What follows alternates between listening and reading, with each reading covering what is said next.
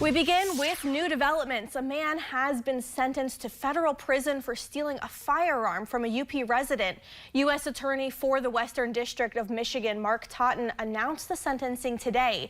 28-year-old Robert Lee Reynolds of Spartanburg, South Carolina, and Ironwood, Michigan, was sentenced to 10 years in prison. Totten said last May the Ironwood Public Safety Department learned Reynolds stole a pistol from someone in Ironwood.